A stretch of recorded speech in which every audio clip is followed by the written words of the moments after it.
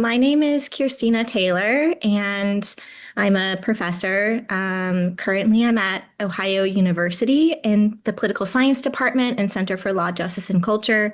Um, and I'm also an author. I've written a book. I happen to have it right here. It's called Sunbelt Capitalism in the Making of the Carceral State. I always have to check the title for some reason. It's a long one. And it's so nice to be here with you today. Thank you for joining us again because we talked about a month or two ago. And I would love for you to begin by telling us what brought you to Sunbelt capitalism and specifically Georgia and North Carolina. Was it an interest of yours, or did it just happen that those were the two states that really had the best records? Oh, that's a great question. So, kind of probably like some other people's research, it was a little bit of a confluence of circumstances that got me to researching two southern states, Georgia and North Carolina.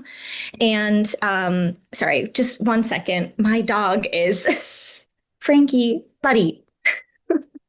I'm so sorry. He's just busy in the corner over there. So yeah, it was a confluence of circumstances that got me to study Georgia and North Carolina. And that circumstance was I was working on not yet my dissertation. I was working on my master's thesis essay, which is a shorter piece, and doing research for that. And I happened to go on an across the country road trip with a grad school friend of mine. She's from London, I'm from Seattle. And so we made a kind of funny pair driving across the country.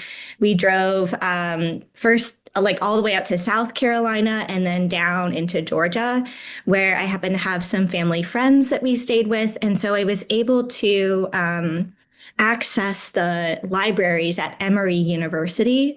And I just started reading as much as possible. And that's where I kind of fell in love with archival research and the librarians that steward those materials. They're incredibly knowledgeable and they pointed me in some really amazing directions. I had no real idea what I was doing. I had 1 year of my PhD program under my belt, so I was very green and hadn't really expected to do a lot of archival research. I was training as a political theorist, and so it wasn't really what I was expecting to do. But nonetheless, I found myself in those archives and finding a lot of things with regard to I was really interested in the civil rights movement and state responses to the Supreme Court ruling, the landmark Supreme Court ruling, Brown versus Board of Education. And so I was looking at how Southern states were responding to Brown and the varying ways that they were narrativizing their legal and popular, like white popular pushback to Brown versus Board of Education. And I found a lot of attention to this term, which I use a lot in the book around law and order and the use for law and order if they could just stop Brown in its tracks, right? So I started researching in Georgia, and what I found was that in fact the state that they were really interested in was North Carolina. And so that's what pushed me to North Carolina was I was finding a lot of conversations that legislators between Georgia, in Georgia, were having with other states. The primary one that they were interested in was North Carolina. And that's because North Carolina was spearheading a particular strategy to resist the implementation of Brown versus Board of Education that Georgia was deeply interested in ultimately. And so it was really about a conversation between the states that kind of got me interested in the two case studies that I focused on. Yeah. But how I got to Georgia was just like I took a road trip with a friend and started digging around. So yeah. It's funny how that kind of stuff happens. And Yeah. I appreciate too what you did in the book, which is very much like what Derek Bell does about kind of his civil rights um, critical race theory, in which he basically says there's a real reason why we desegregated, why we allowed we being the American society, white supremacy allowed for Black civil rights to emerge, and that is, we wanted to beat the communists, and we wanted to look like we were actually a civil society that had some equality. And you put a cast on what you found in Georgia and North Carolina, and the cast is this: there was this other pressure that was forcing a conversation between desegregation, and we can't, that seismic shift of Brown versus Board is something that we can't underplay. But you put this capitalistic umbrella over it, and you say there is a stronger force at play here than racial animus, and the Sunbelt capitalist racial capitalism argument is so compelling in the book and really drives the narrative. So can you explain what you mean by Sunbelt capitalism, racial capitalism, and then we'll talk about how it puts in play some of these conversations that you found underneath. Yeah, that's a great question. First of all, I'm so glad you brought up Derek Bell. Yes, of course, one of the founding theorists and giants of the critical race theory movement in law schools and beyond. And I'm glad you brought up. I think if I'm understanding or remembering correctly, the term that he uses for the dynamic that you referenced is called interest convergence. And so, of course, the theory there, as you indicated, is that we don't really get progressive racial change in the US towards Black civil rights, towards abolition of slavery, towards racial inclusion, integration, et cetera, without buy-in, essentially, from white Americans. That if it's not convenient for white Americans, then, or if it's not of their interest as well, then we're not going to get those pushes towards racial democracy, equality, and rights. And so this is one of his central theories. And I think you're right to point to Bell as one of the scholars who's been really influential in the work that I've produced here, because there is a kind of interest convergence at play. So the interest that I point to is that of capitalism. So you're right to kind of pivot us in that direction. So the main theory that I'm drawing on, it's not of my own creation, but racial capitalism is simply a term for capitalism. It is an understanding that the way that capitalism has historically functioned and continues to function is often via, or not often, is simply through race, right? So it organizes, capitalism is a structure that organizes race and racism, both in the American context, but also globally, right? So this is a theory that we get. I mean, the line of that theorization goes far back. We could point to W.E.B. Du Bois, but certainly the scholar that we should point to is Cedric Robinson in his book Black Marxism. And so this is the general theory that I kind of take from in the book and use in the book. And there's a lot of great scholarship on that concept. What I try to do is try to there's two sort of eras of racial capitalism that I attend to in the book. The first era I call Jim Crow capitalism. This is a term that Jordan Camp also uses in his really wonderful book, Incarcerating the Crisis.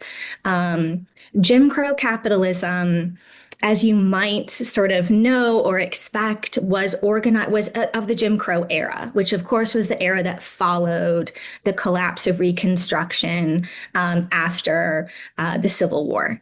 And so Jim Crow was an era that we tend to, when we think about Jim Crow, we might really know that it is related to the rise of racial segregation, the rise of lynchings, the Ku Klux Klan, these violent organizations. This is all true. The thing that I really highlight is the economic aspect of Jim Crow capitalism, because the way that the Southern political economy was arranged was mainly an agricultural economy up through from the kind of beginning of the Jim Crow era up through mid 20th century, 1950s, 1960s.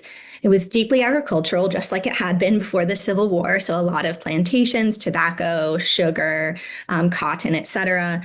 And so Southern economies were organized around essentially a newfangled plantation model that was called sharecropping, where where mostly, if not all, not all, but mostly the land was owned by white hunters, and then they would lease out parcels of the land to sharecroppers.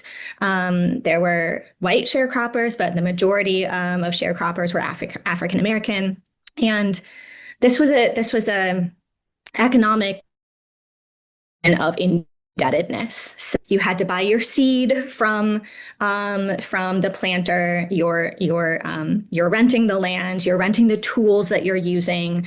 You're renting the animals that you're using. So you start the season in debt, essentially. And so the whole planting season is you're trying to work your way out of debt and into some amount of profit at the end. But the arrangements were such that it was very difficult to work your way out of that debt. So it was actually a economy that kept sharecroppers in place, and the Southern legislatures passed laws that criminalized escaping from that arrangement. So some of these laws were called vagrancy laws. Some of them were anti-enticement laws, pig laws. There were all kinds of laws that were essentially designed to maintain the economic structure that was in place, that exploited and indebted mostly Black, but also some white sharecroppers in place. And this was the overall arrangement of the economy. You asked about Sunbelt capitalism, and I am getting there. So around mid-century, 1950s, 1960s, after World War II ends, we get some really big changes to the Southern economy. First of all, cotton markets are not doing well at this point. So there's a kind of like economic crisis that is looming in terms of the Southern economy in general, because those Southern states are, their political economies are over invested in agriculture. And so if that economy starts faltering, what else can they rely on?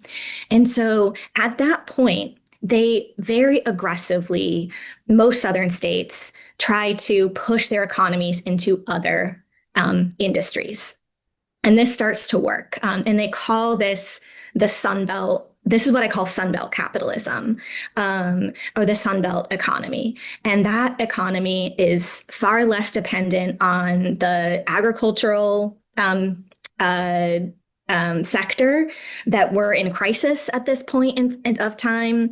And then they start innovating around getting manufacturing. So in aerospace, car manufacturing, plastics, the beginning of computers, all kinds of military as well, manufacturing for military purposes. There are all kinds of industries that start to pop up, and this really reorients the Southern economy.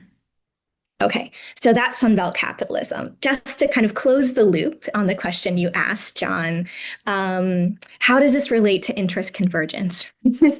Right. So if interest convergence, that idea from Derek Bell is that we don't get racial progress without buy-in from whites, without interest from white Americans. It's kind of the same for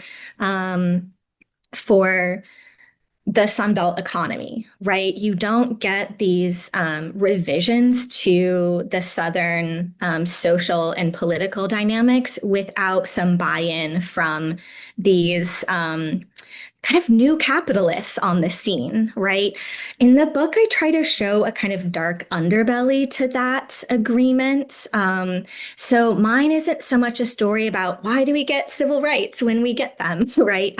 Nor is really Derek Bell's, but it's more about why do we get the modernization of the carceral system? Why do we get modern prison facilities rather than these older models of punishment? And we can maybe talk about that at another point in the discussion. But yes, the political economy completely changes and it introduces new interests to Southern legislatures.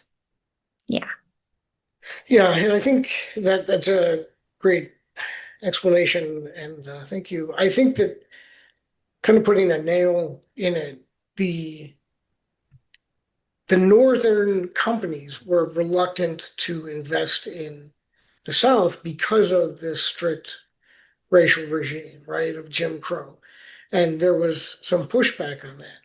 So there's a tension there. And then you introduce this other tension between um, social control, and as you call it, the carceral state, in which how do we maintain our racial regime while making it look like we're liberalizing our racial regime Yeah. so that the business will feel comfortable investing at the same time we can maintain our power structure at the state level.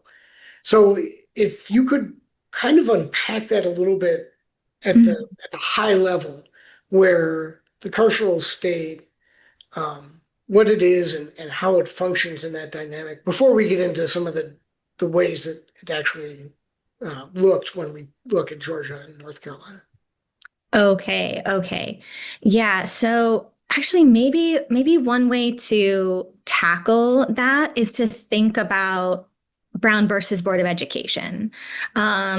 So in my story, Brown versus Board of Education is incredibly important. Of course, we know it as a landmark decision that overturns Plessy versus Ferguson. It renders separate but equal unconstitutional. And it sets in motion a different kind of crisis for the South, and not an economic one, at least not quite yet in my story, but one that is all about the fact that with this mandate from the Supreme Court that segregated schools are unconstitutional, the South, I mean, of course, the Southern states had segregation written into their state constitution. So it was like, it wasn't just, in the legislation. It was like really embedded, in the founding documents of each Southern state. So they were in crisis over what to do, essentially. And as you might expect, Southern states were not wanting to implement Brown versus Board of Education.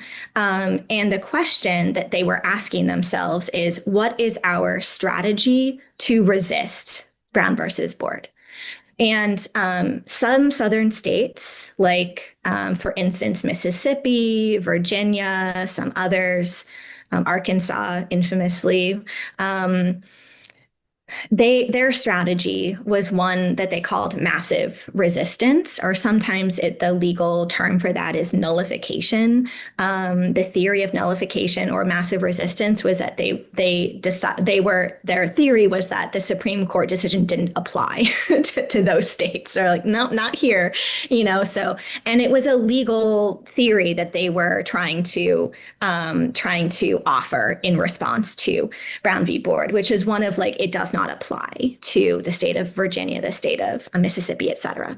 And so it was a frontal attack on the doctrine of the Supreme Court, on the and it was one of deep intransigence. And it put those southern states in direct conflict with not only the courts, but also the federal government. And so this is where you get crises like the Little Rock Nine, right? When the Little Rock Nine desegregate Little Rock High School, Central High, they needed the protection of the National Guard to enter, and you had the governor trying to essentially maintain segregation in the face of federal troops. So these are the kinds of conflicts that style of response was giving. And this is the reason why also why the economy starts to become important, because I note this in the book that the economy of Arkansas after 1957, when they embark on that massive resistance campaign about the Little Rock Nine, starts to falter and tank. And it tanks for the rest of the decade, right? And into the next. And it's because they're not getting those contracts for manufacturing, for new industry. Why? Because as you noted, it's a place now where there's disruption, there's crisis, there's of course racism on display, but more concerning to capitalists, there's the kind of like destruction of the fabric of stability that capital wants. Capital craves some kind of stability so that it can produce profit, right? So if you have a crisis-ridden location, you don't want to invest in that state, right? So they were suffering. There were other responses, though, that other southern states, including North Carolina and then ultimately Georgia, take in response to Brown versus Board of Education, which is not the nullification / massive resistance route. It's a much more moderate route, which is essentially one of what we might kind of consider moderate resistance to Brown. They did want to maintain segregation. That was in fact, their stated goal. But they didn't think that fighting with the Supreme Court and fighting with the federal government was going to get them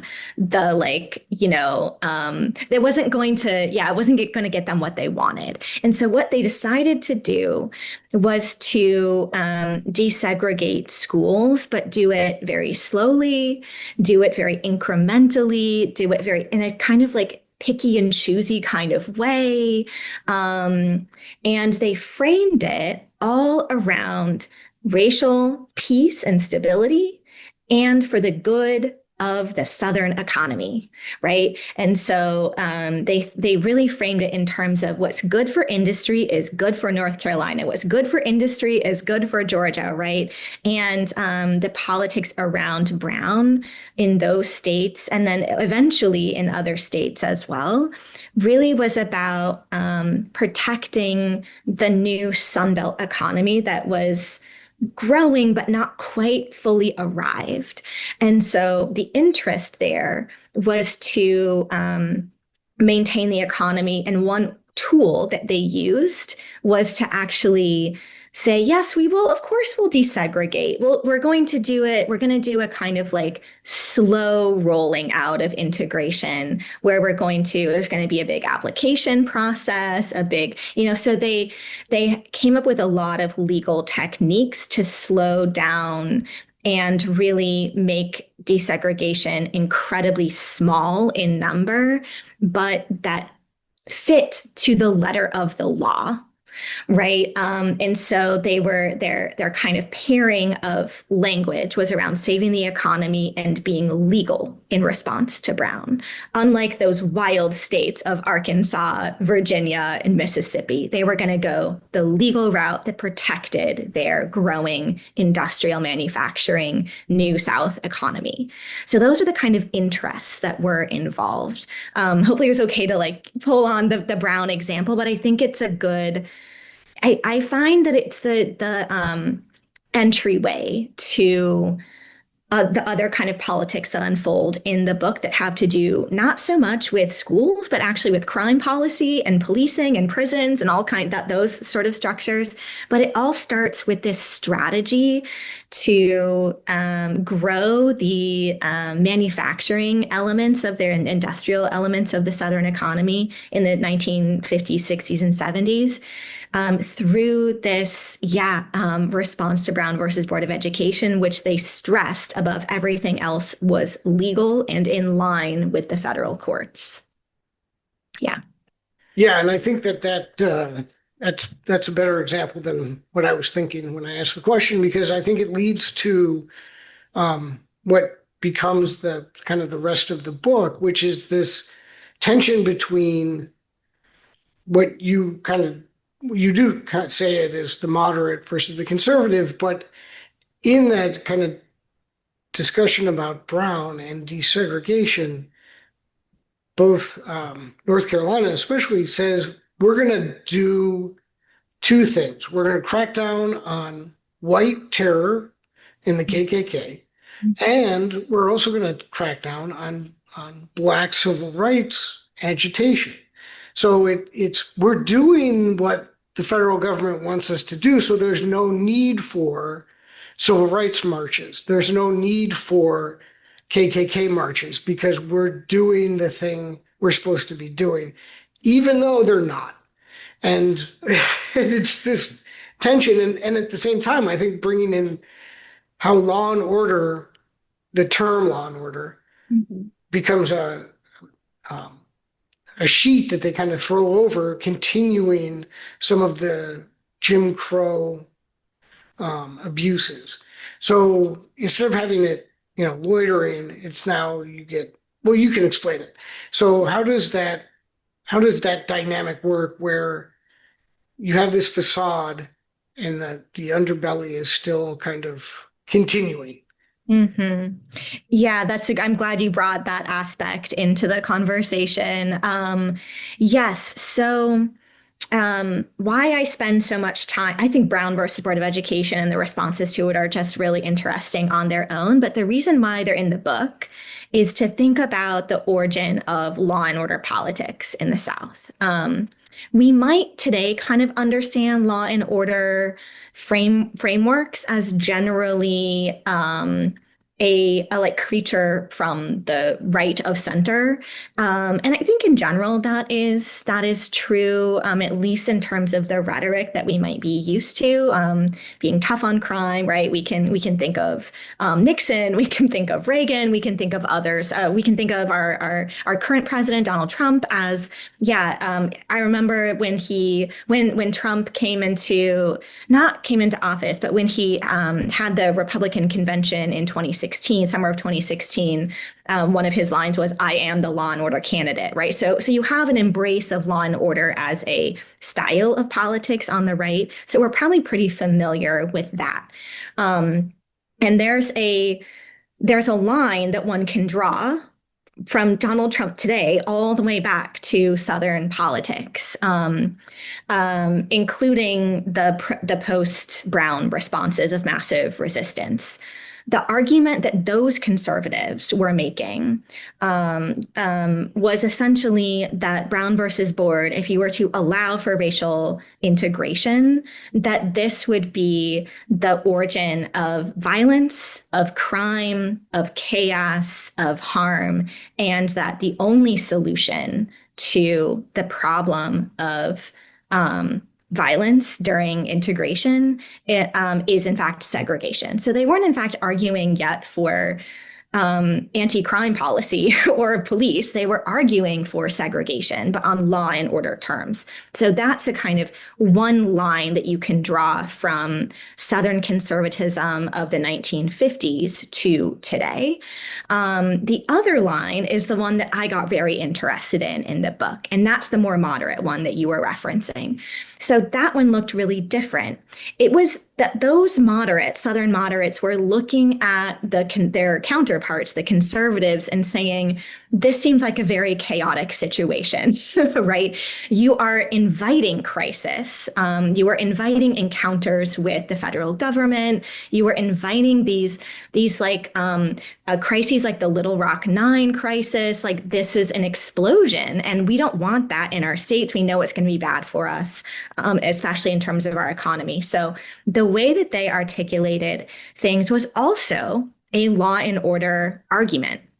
And their framing was double, and you noted the doubleness of their framing. On the one hand, they were saying about their white conservative counterparts, like that is going to mean that our states are prone to chaos and violence, and so we need to call out this style of conservatism for its embrace of chaos and harm and violence. And so they would call out the organizations like the Ku Klux Klan. They would call out the kind of violence of massive resistance and nullification.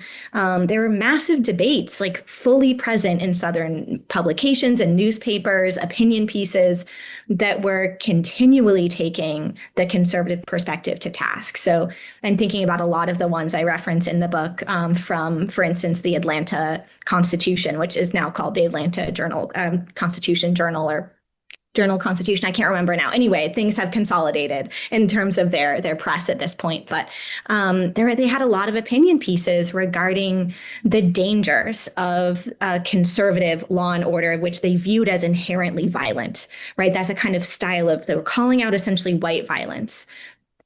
But you were absolutely correct to point out the other group that they were deeply concerned with as, on their argument, instigators of chaos and violence. And those were people who were for integration and for Black civil rights. And so they were really styling themselves as the lawful and law and order moderate center that was holding their Southern state economies together.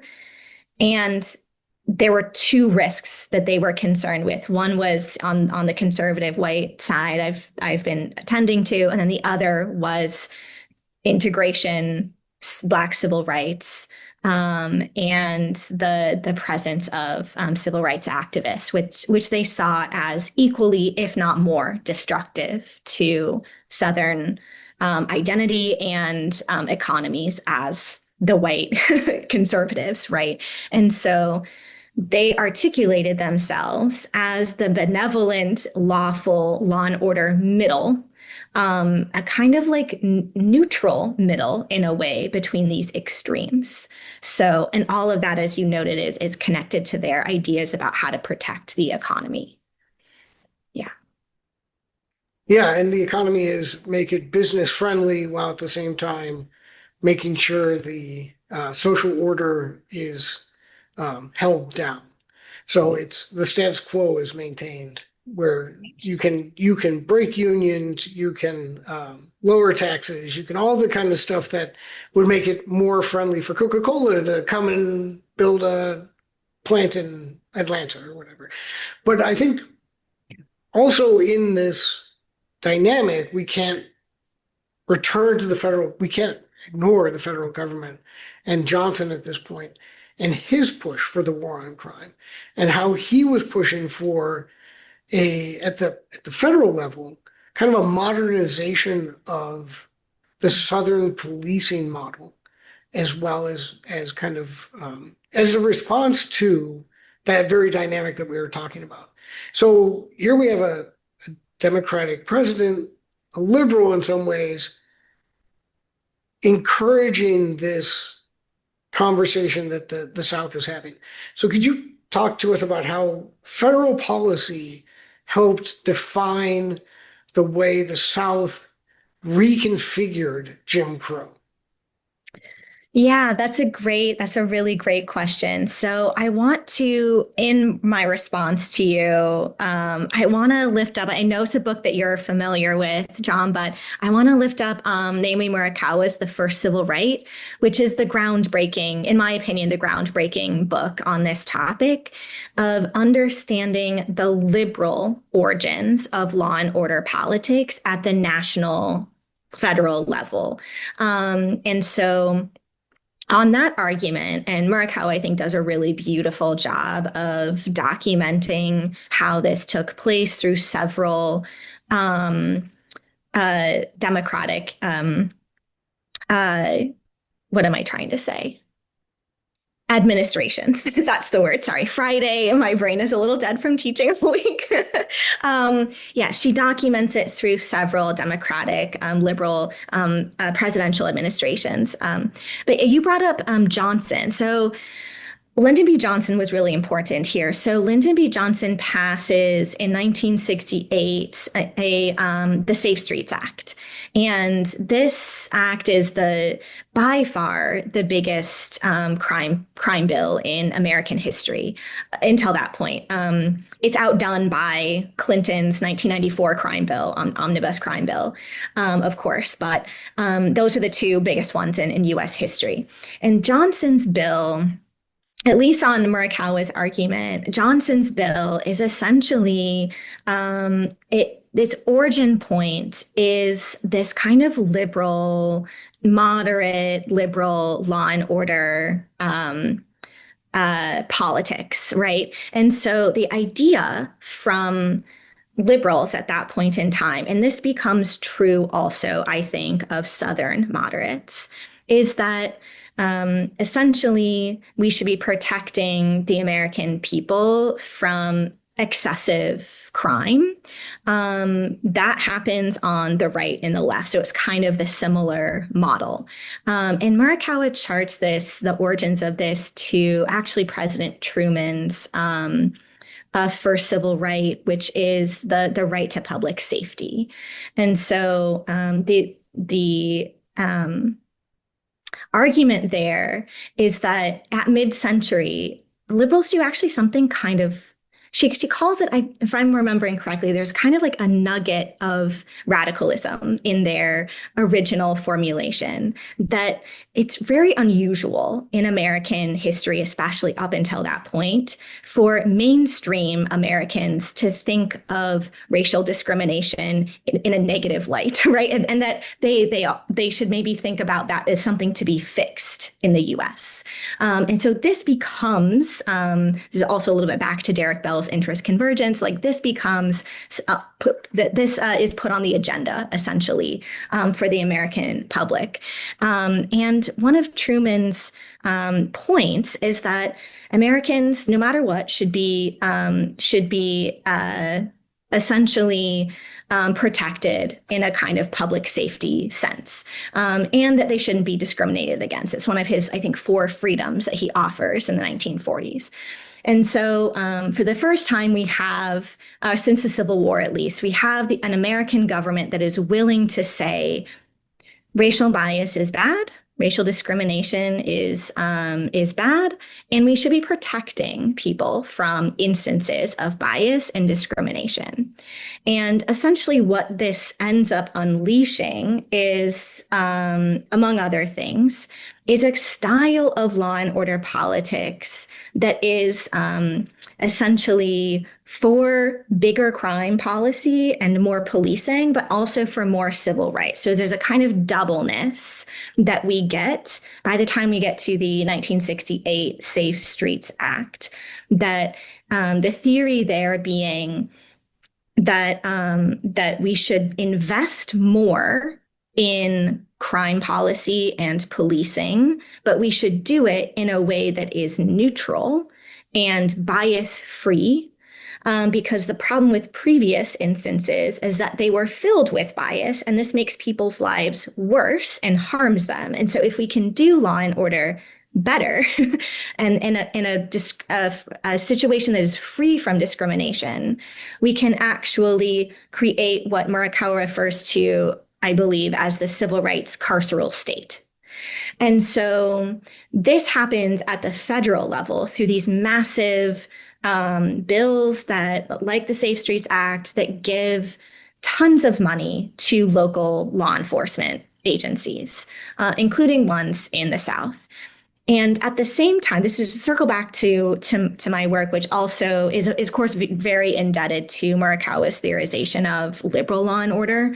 But what I bring to it is how this unfolds in the South, right? And it's in a very similar way. I was completely and routinely shocked, actually, that Southern politicians who were trying to save segregation, essentially, but through these more moderate, quote unquote, lawful approaches, law and order approaches, sounded incredibly like Johnson and the Democrats at the national level.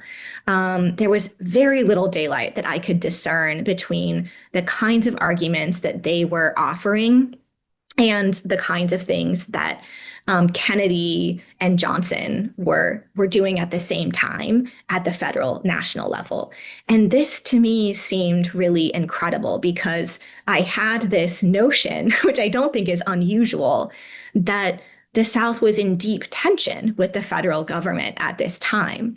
And yet you had this really, this big batch of politicians that only grows larger as the decades progress that are implementing the same kinds of policies in Southern states as we get at the national level. So more investment in policing, bigger pieces of crime legislation, deepening of sentencing structures, but in ways that they also articulate as being free of bias and free of discrimination. And that is all, at least on my reading, to save and actually grow the Southern Sunbelt economy, right? So they see that as, again, a kind of economic engine. So I link up essentially crime policy with the economy. It's all rooted around that same dynamic that you were highlighting around liberal law and order. Yeah, and I don't know if you want to talk a little bit about Maddox in Georgia, if that would help kind of illustrate how this worked on the ground. If you're comfortable doing that, it's up to you, because I think we're talking kind of abstractly a little bit, and I think if we could bring it back to how it actually happened, that the professionalization of, let's say, the sheriff's department actually seemed to put a limit on what they were able to do, inflict on a racial regime and Black people in the South, and actually just expanded it and kind of gave it cover, gave it an excuse. Right. Yeah.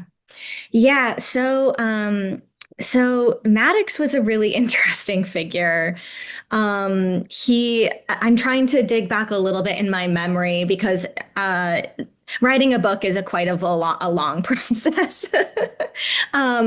So bear with me. But yeah, Maddox out of Georgia. So he was a restaurant owner originally in Atlanta, Georgia, which you might think might position him on the more moderate side. It did not. Maddox becomes governor of Georgia in the 1960s. I forget exactly what year it is.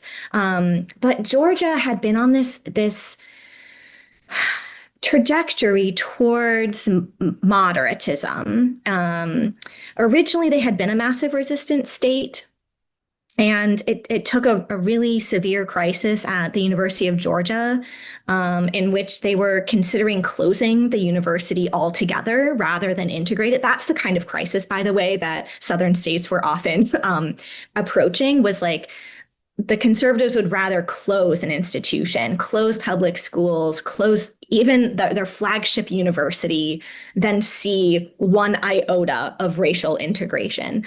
That didn't end up happening in Georgia. Instead, they pivoted to a moderate approach. And then that kind of settled into state politics for a while until we get to Governor Lester Maddox. And he is I think his nickname was Pickaxe, something about like Pickaxe Maddox or something like that. I might not have it completely correct in my digging back in my memory of him. But in any case, he's nicknamed that because at his restaurant, he ends up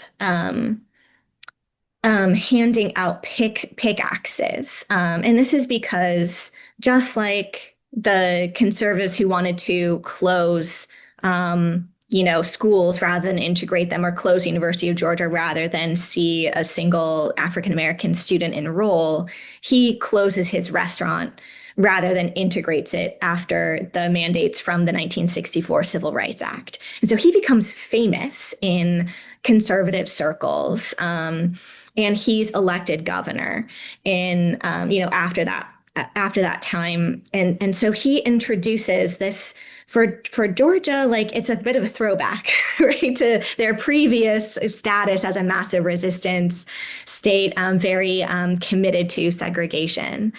And yet he puts through some moderate policies with regard to policing in particular. And so he's an interesting figure because he rides into office as this this giant of conservatism, pro segregation. Probably the more, maybe if we haven't heard of Maddox, we might have heard of George Wallace out of Alabama, who stood in the schoolhouse door saying segregation now, segregation forever. Maddox is of that same genre of politician. And yet he passes what's essentially a fairly moderate reform to Southern policing. So here's where I need to explain what Southern policing had looked like before the 1960s. So I have mentioned before that during the Jim Crow era, the political economy was arranged into these sharecropping situations, right, where people end up indebted to the land and they can't leave. And I also mentioned that there was some legislation, actually some crime policy, we should say, that forced people to stay in their indebted sharecropping arrangements and that protected that structure of the political economy overall. And those were the vagrancy laws, where you had to sort of have your papers on you. And you couldn't be wandering around in public, strolling about in a public square or a public sidewalk if you weren't employed. So you had to prove that you were employed. And the targets of these were, of course, working class people in general, but particularly Black sharecroppers and Black, and African Americans generally. So it was very dangerous to not have work or to be in between jobs, right? So if you couldn't prove that you were working, that you were under contract, you were subject to policing and you were subject to incarceration. You could be charged with a crime. This didn't, by the way, apply to everyone. If you owned property, if you were a landowner, you were automatically exempt from vagrancy law. So it was certainly about ownership versus are you a working person?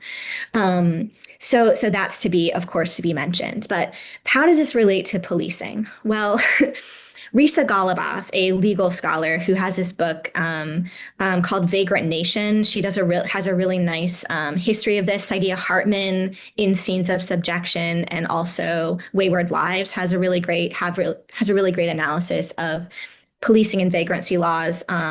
Sarah Haley as well, a historian, has a lot to teach us about vagrancy laws and policing. So I'm getting a lot of this knowledge from their work about what the policing arrangements were in the Jim Crow economy. And those were essentially to protect those labor relationships that I was describing. So they enforced vagrancy laws, they enforced the anti-enticement laws. Anti-enticement was that you couldn't leave your contract and sign with a different person. So you couldn't you couldn't be a free laborer, essentially. You had to stay with the person that you were indebted to.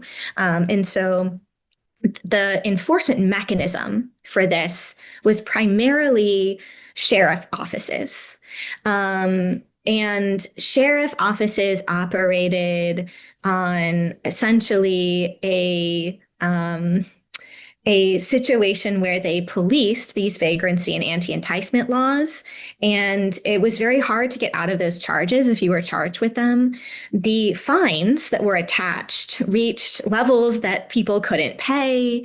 And so quite often they were incarcerated. Either in the early part of the Jim Crow era, you might be leased out on what was called the convict leasing system. In that system, you actually were leased out to maybe iron ore or to harvest turpentine in turpentine forests. There was those kinds of industries that were in effect in the early part of the Jim Crow era. The convict leasing arrangement ended in most states around 1900 or 1910, and those states changed from leasing prisoners out to essentially clawing them back to work for the state itself. And this is what was called, this is probably a familiar phrase to many people watching or listening, the chain gang system. And so if you were incarcerated on a chain gang, you weren't leased out to private industry. You were made to work building the physical infrastructure of southern states. So in fact, if you were to drive around southern county roads today, you would be driving on roadways that were originally paved by chain gang labor in the early part of the 20th century. And so that arrangement was enforced by police, and police operated with a huge amount of discretion and authority. And they would essentially scoop up people, sometimes people who didn't have labor contracts and could be charged with these unfair laws around vagrancy. And sometimes people who did have contracts were similarly scooped up. And so to encounter police was to encounter the possibility of ending up on a chain gang. And so the police were this enforcement mechanism for the economy. How do we get back to Lester Maddox? Well, Lester Maddox, so this is a very long answer to your question, but Lester Maddox, despite the fact that he rolls into office on this deeply conservative, I'm for segregation agenda, is confronting a classic problem of a southern state in the late 1960s, which is at least one that is, if you're committed to segregation and kind of that style of racism, you're confronting it, which is like, Georgia's political economy at that point was not fully about agriculture, right? They had diversified their labor force into all kinds of industries. You mentioned Coca-Cola, right? That was a company that was born in Georgia, born in Atlanta. But there is a lot of industrial car manufacturing, aerospace. It's no surprise, for instance, that we get the Atlanta airport being a hub for Delta later, because Georgia becomes a place where there is a huge investment in aerospace manufacturing. And so you get these new elements of the economy. And what Maddox realizes is that he doesn't want the Georgia economy to tank because of his dedication to segregation. So his way out of this is, and the precise problem he's having is the visual of the chain gang in Georgia, which looks terrible, right? And here again, thinking about Derek Bell's interest convergence, we're seeing this sort of on display here. And he's not the only governor. There's other governors in Georgia that are also attentive before him, and other southern states are operating similarly.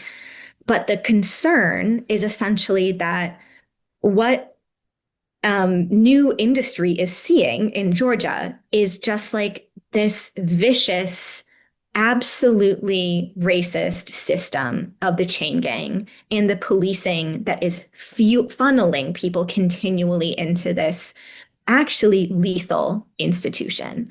And there's more and more attention to it nationally. And so it's becoming an actual problem for them. And so they end up, what he ends up investing in is not so much stripping away the power of police, but trying to regularize it. So he passes legislation that, or signs at least legislation and is backing legislation that will render policing in Georgia more professional and more regular. And so the push there again is to make, I think I talked before in terms of Brown v. Board, there was a push towards neutrality, to be in the neutral center that would like be against the white supremacists, like conservatives on the one hand and Black civil rights leaders and activists on the other. It worked the same for this situation around policing. The theory was that police should be the neutral, for me, quote unquote, neutral center that would police the Klan's excesses and the excesses of the civil rights demonstrators. And so this was essentially a way to reform the police. There were several reforms that were put into place. Sometimes around really things that sound quite mundane, around like paying police officers, right? It was a profession before that wasn't really a profession. In the 1960s, Maddox makes it a profession and he introduces training. Police were untrained before. You didn't need any training to be a law enforcement officer before in the Jim Crow system. And for the Sunbelt capital kind of arrangement, you need to go through training. There were standards, there was education, there were training like modules that you had to do. And you were now up against some different rules about how you had to treat people. And so at one point, Maddox sort of describes the job of an officer, and probably to some listeners or viewers here, that will sound kind of familiar. He tasks them with almost everything, right? He says at one point that you're a soldier, but you're also a tour guide. Like he is saying you're supposed to help people, but you're also there to enforce the law. He introduces a kind of PR aspect to policing, that they're supposed to be the face of public safety, not the brutal enforcers of the chain gang system, right? So he's trying to refurbish their image. And in part, there are real things that change, like the fact that it's a profession with a salary, the training involved, and the new regulations and rules.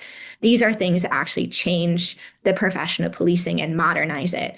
But it also, because of the investments, in part because of the investments coming from the Safe Streets Act, signed by Lyndon B. Johnson, which funnel money into local sheriff's offices and city police departments, they get a lot of money. And so they are hiring a lot more police. And so you get professionalization at the same and modernization at the same time that you get a massive investment in the actual number of boots on the ground. So you get a kind of blowing up explosion of policing in general.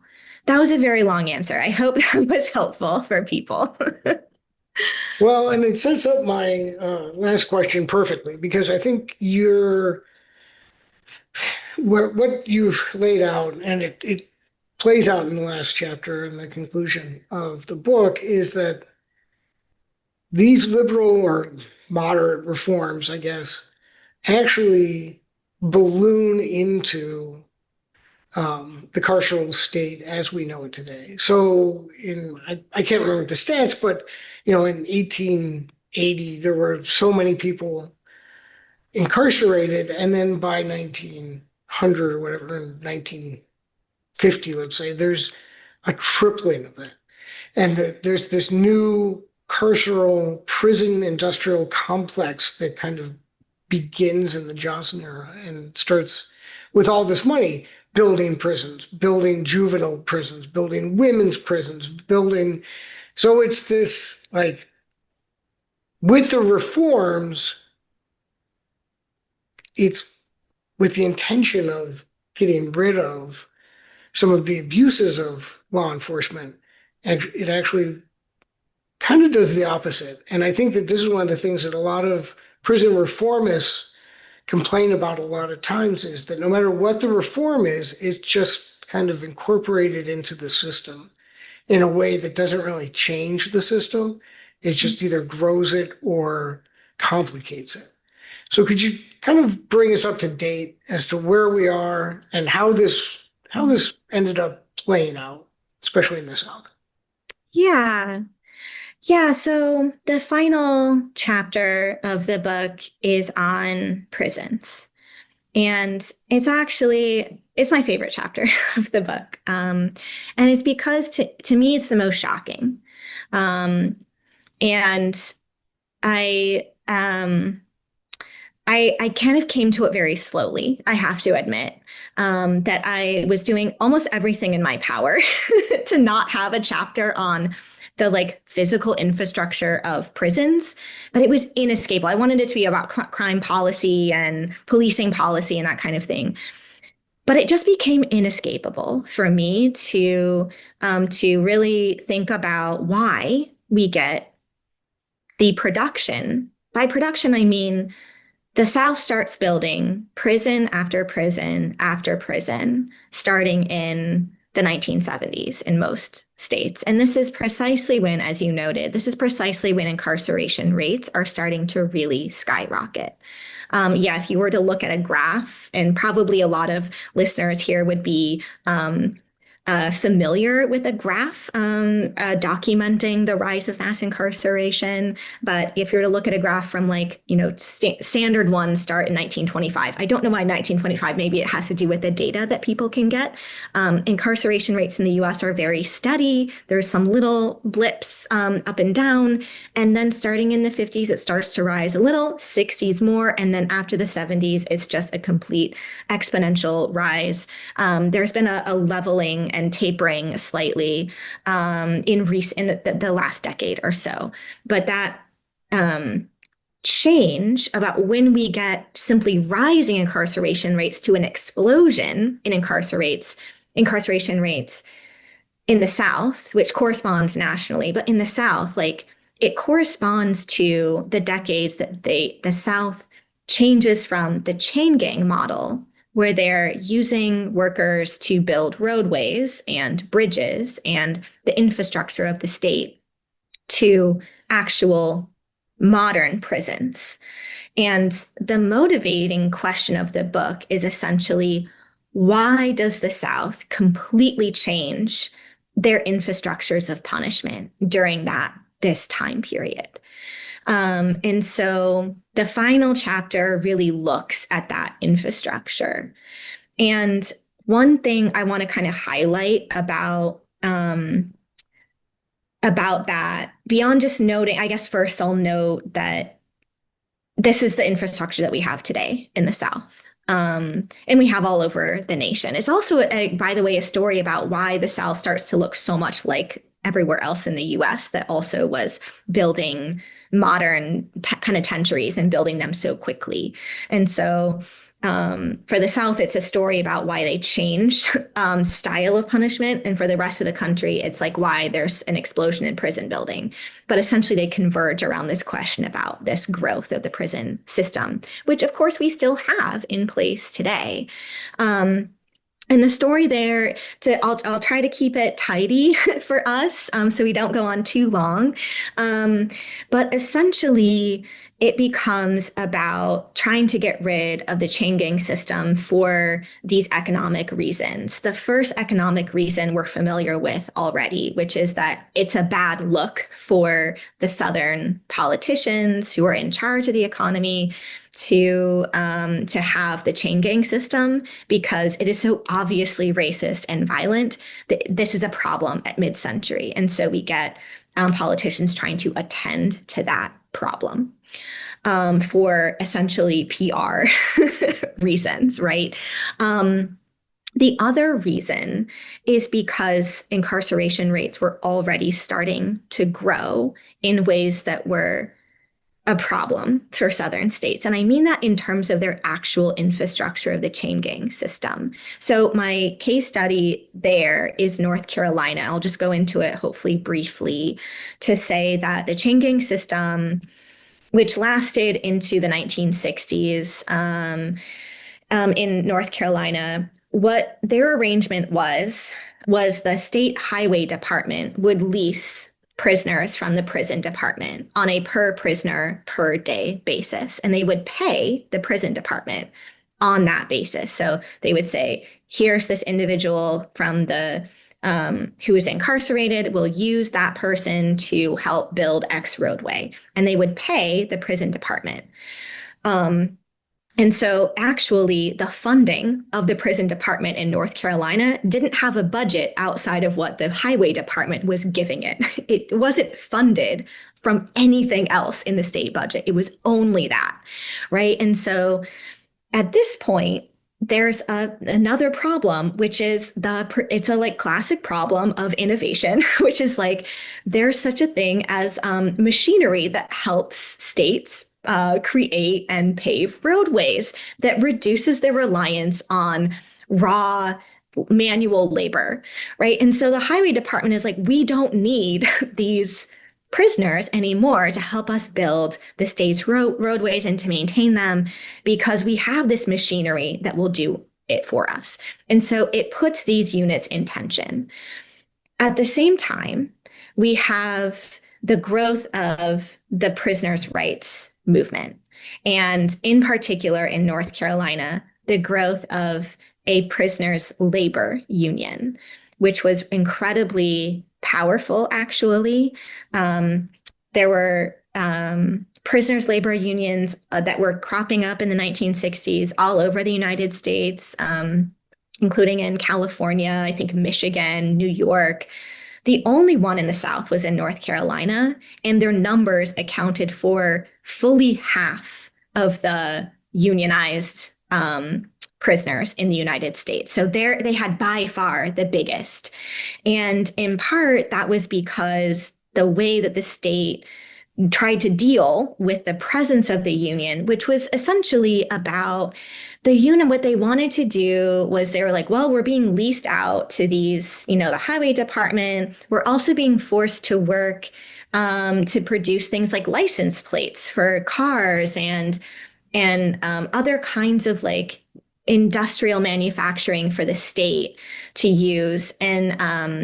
And we're not getting paid for it. But we're also noticing that there's a line in the laws of North Carolina that say that we should be paid. And so we want you to make good on that. We want to be paid for our labor.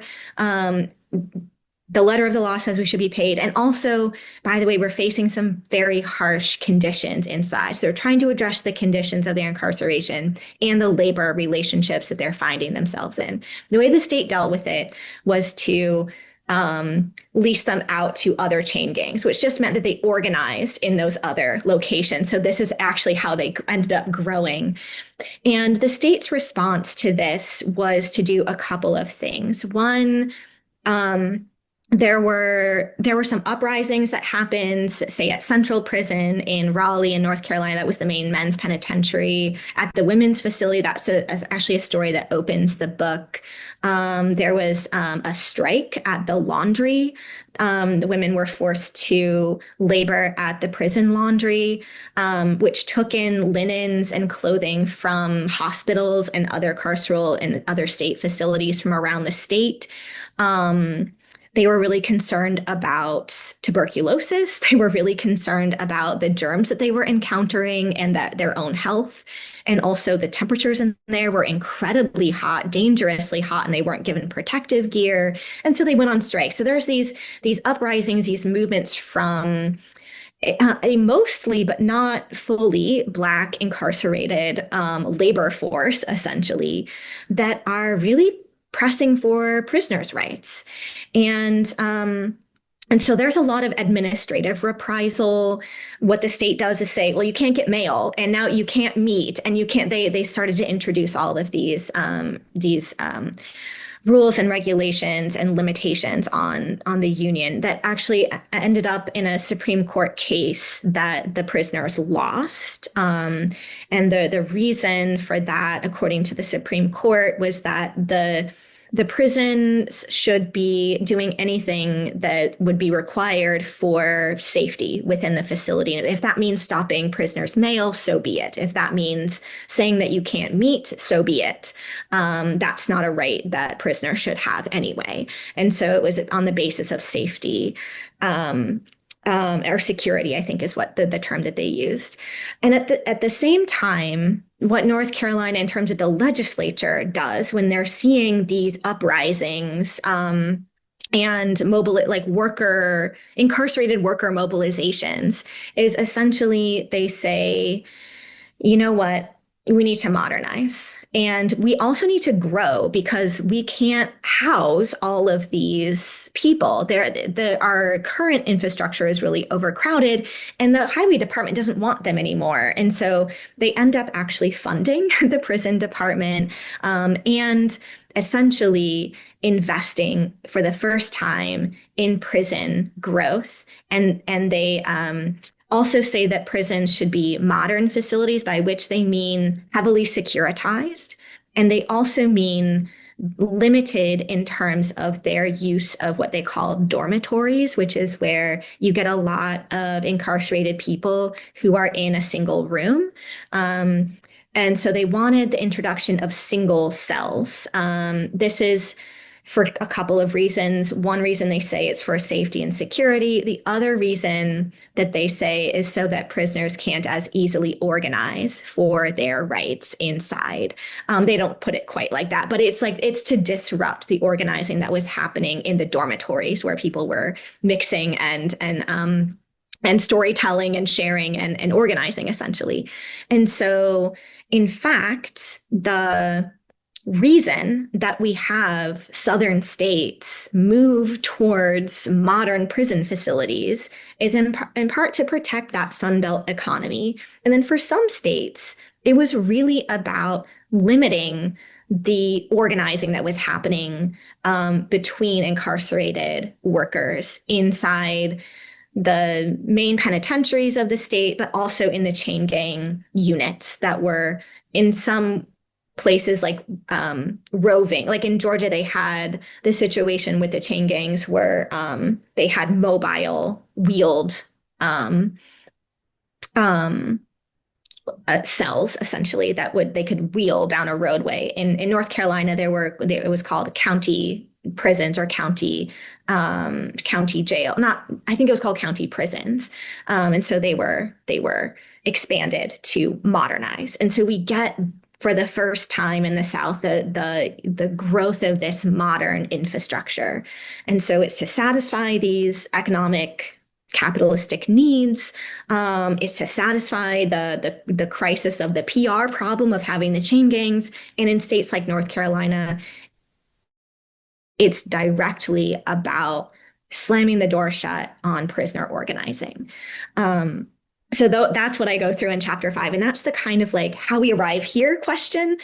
That's the story about how we arrive at a modern carceral state in the South, one that's not attached to the chain gang model of putting prisoners to work. In fact, most incarcerated people today do not labor.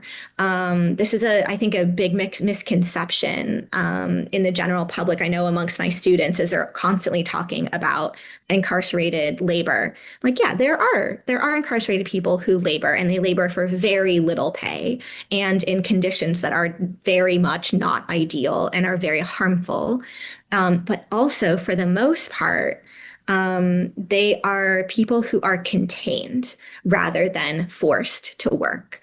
And so this is the new model that settled in the South in the 1970s, late 60s, early 70s, and that continues to this day and looks remarkably like the rest of the nation.